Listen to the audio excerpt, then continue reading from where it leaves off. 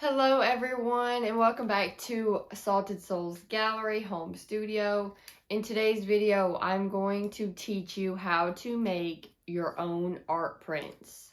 This is a highly requested video and I am so excited to announce that I have partnered with Red River Paper, my favorite freaking paper company. And I'm going to show you how I make my art prints with their paper. For this video, I'm going to be taking this original watercolor painting of a spoonbill and turning it into a few prints. So let's get into it.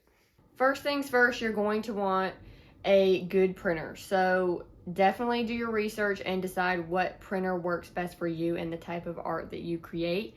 But for me, I decided to go with the Epson 15,000 printer, and it's really good. I love how easy it is to use, and it comes with 6 different print colors.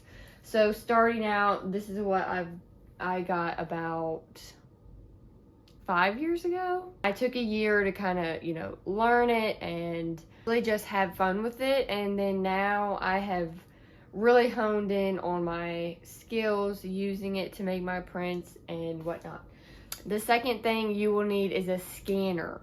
They do have scanners out there that is literally just a scanner.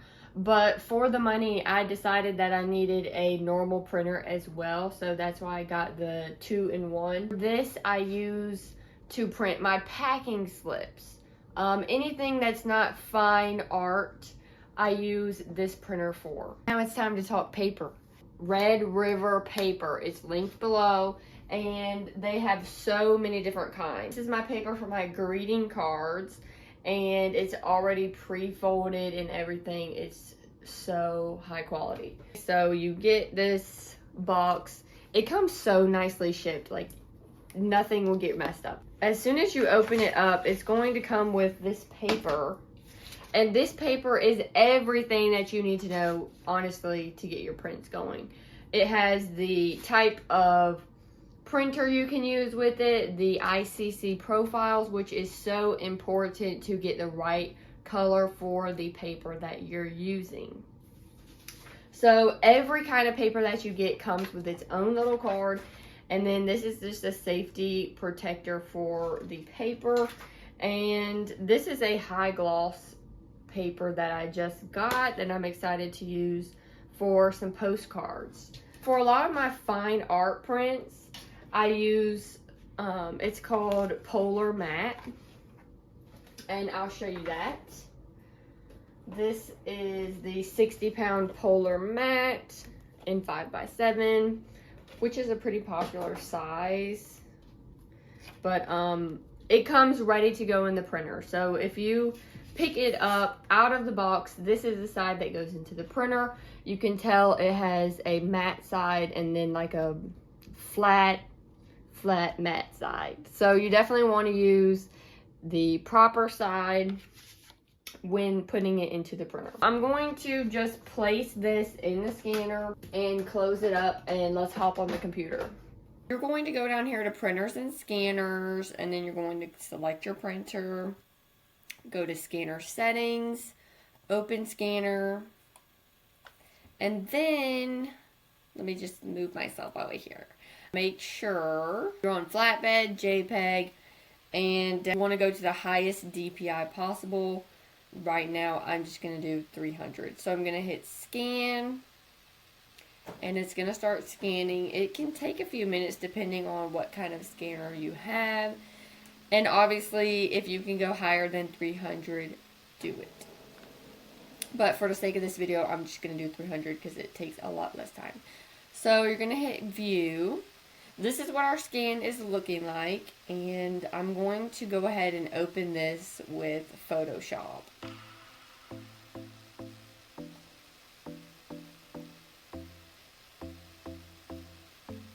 Alright, so we're here in Photoshop, and this is probably the most important part. The first thing I'm going to do is remove my signature because I want to hand sign all of my prints. So definitely think about that before you sign your original, before you scan it. So I'm going to go here to the spot healing brush tool. I'm going to make it a bit bigger, and I'm going to control click and then put it over top of there so that it will make it go away. And I love this. Look at that, it's gone. I'm also going to go in and take away any imperfections like this. Like, what is that?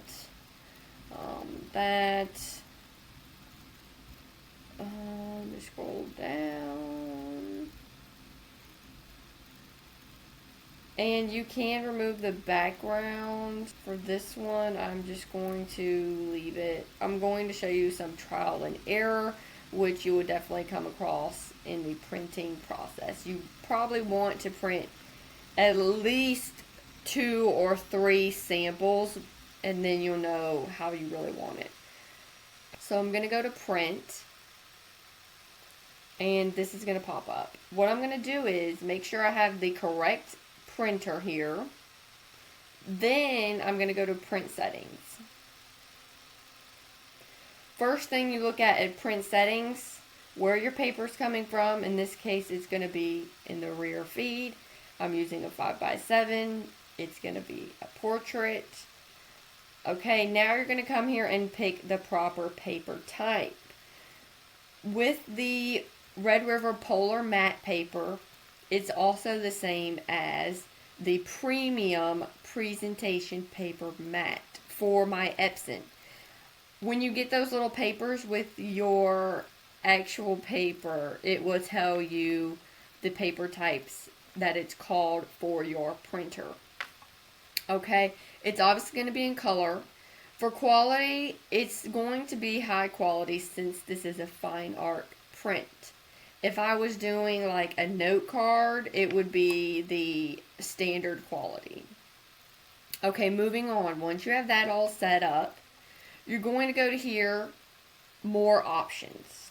Okay, a lot of the times as soon as you click this, it's going to be automatic in color correction, but we don't want that. You're going to click custom, then you're going to go to advanced, and you want to make sure it says no color adjustment. Please make sure it says no color adjustment. And a lot of times it will say high speed. You want to make sure it does not have high speed clicked on it. You want the printer to take its time and create the most high quality print of your art. So make sure that is not on. And that's all for here, so I'm going to click OK. And I like to give it a second because sometimes it changes up over here, but it didn't. So over here where it says color handling, you're going to make sure it says Photoshop. If the printer manages the colors, it's going to be horrendous. Okay, you want to make sure Photoshop manages all the colors. And then this is another really important thing, is the printer profile. You're going to hop on to Red River Paper to get your ICC profiles. Depending on what kind of paper you get, you're going to get a different profile. If you go here to shop, see all these kinds. I'm using matte paper. Once you pick the paper that you want, obviously you'll buy it, it will arrive, you'll get that paper I showed you, but you're going to go here to resources, okay? And then you're going to go to, here it says color profiles, so click on that. First you have to put in your printer type. I have an Epson Expression, and I'm gonna, there we go, 15,000. Find your profile. So this will show me all of the profiles they have on my printer. I'm gonna scroll down and find my paper that I got, which is the 60-pound Polar Matte. Click on it. It's going to automatically download the profile for that paper. So you'll click open file. It will be right here in your downloads. It has some instructions here. I'm going to open that up. And it gives you everything you need to know about the profiles. Okay. It's pretty self-explanatory. It tells you everything that I'm telling you in this video and has really taught me a lot of stuff. That's why I just love Red River paper. And that shows instructions for Mac users as well as Windows. So you're going to go here and right click, open, and I'm pretty sure it's already all downloaded. I'm going to go over here again and do a different. Alright, so I'm going to be doing a color profile for this 60-pound Pecos River Gloss because I don't have it yet, and that will give you the best idea on how to do it. So I'm going to open file. I'm going to go back to my downloads. I don't want this, I want the zip. Here we go. So I'm going to right click,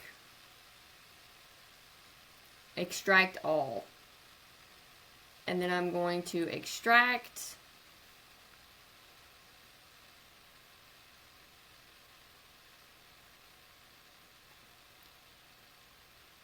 And install profile. And boom, it's installed. So I'm going to go to my Photoshop and see if it actually installed. Oh, boom, it's right there. RR Pecos Gloss. They have some weird names, but it's there. That's why I couldn't tell if the polar mat was there or not because I already have it. Now what I'm going to do after that is make sure I have relative color metric clicked. I don't really do black point compensation because I don't like my stuff to look that dark. Then I will scroll down, and as far as positioning and scale goes, I like to hit scale to fit, and that will make sure it's in the lines. And other than that, you want to make sure you push match print colors. You can click it on or off, make sure it's on. And we're going to print our first trial runs. Print. Okay guys, it is printing. Alright, our print just came out of the printer, so let's compare it with the original. It's looking pretty good, but definitely the colors aren't as vibrant, as you can see. So I'm going to go back in and probably remove the background and brighten this up a bit. So I'm going to go here to layers, this one, remove background, and I'm going to see what it does this time. Why does it keep doing that? It's so annoying. But anyway, once it does that, all you have to do is put subtract from mask, make this a whole lot bigger. And I can add all of this stuff back. Just kidding, it's add to mask. Add all of this back. Let me make that smaller. I just don't want it to show that paper on the edge, but I don't want a completely sharp edge on it, because that's not the look I was going for. Okay. So I'm just going to make sure I have a nice line here. Excuse me for getting close to the camera, but I had to see. Add to mask. Just going to put all this back in here. Learning curve, in my opinion, is learning how to use Photoshop. But once you get the hang of it, it's really not that hard. There are so many videos on YouTube and everywhere else that will help you. Something just clicked in my window. Okay.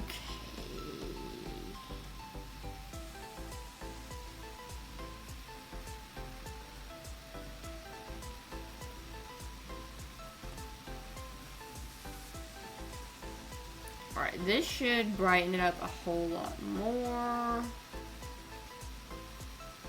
It's always really fun doing this. No, this is like the part that I hate the most. Alright, so that's looking pretty good. I'm just going to go back in. And you could just make this a sharp edge picture, but I'm being extra right now. Okay. So up next, I need to make it more saturated in color. I'm just going to take this brightness thing and bring it up a little, just a little, and then I'm going to go to hue and saturation and bring the saturation up just a little, okay? We're going to do a test and see how it looks. And again, go over all the print settings, but your printer should, your computer should have remembered everything. So I'm going to hit print. Test number 2 just came out of the printer since I removed the background and tried to brighten it up. It's looking a little better. See, we can see this was test number 1, test number 2. So I definitely need to brighten it up some more, go from there. So let's go. I'm going to brighten this up a bit more to really get those greens to pop in the painting. And I'm going to go back over here to adjustments and go to brightness and contrast. And I want to brighten it up a bit more. Contrast, let's see what it looks like. Here, I'll do that, and I won't brighten it up that much. So, really just get it exactly how you want it. Like, this is the original. So, I'm just tweaking it. Like I said, it's going to take a few tries to really get it looking how you want it.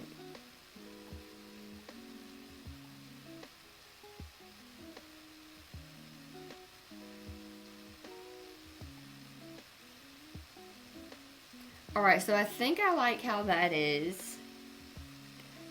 Another thing I like to do is look for any other imperfections that I see. And I think I like how it's looking right now, so we're going to do another test.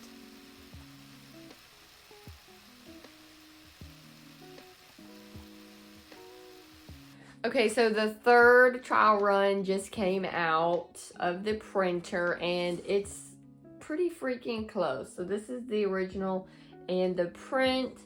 I like how it turned out. I'm kind of a perfectionist when it comes to my prints. Like these ones here, I'm not going to sell because they're just too dull for me compared to the original, as you can see. So, you can really do countless of trials and get it perfect. But tutorial, I just want to give you the basic knowledge of what to do. And once you have your print, you can now package it and make it available for purchase. So what I like to do is add a mat to this size. So it would be in a mat like this. Then you get your backing. Obviously tape it down and everything. And then you'll get some clear packaging and get it all nice and safe and ready for your shows and to ship off. So I'll show you a few examples. So these are a few of my prints that are ready for one of my shows or to be purchased from my website. It has my logo, business card, and price with the title. So that's a really nice touch. I also have this is the same 5x7 size, and it has, this one does have a little biography about me, which is a nice selling point to all of your stuff, because people don't like to ask you. Some people, even if they like it, they will put it back because they don't feel like asking you what the price is. So always put the price on everything. I hope y'all learned how to make some prints today. Everything that I talked about is listed in the description below for you to shop. And I hope y'all get creating. Thanks, guys.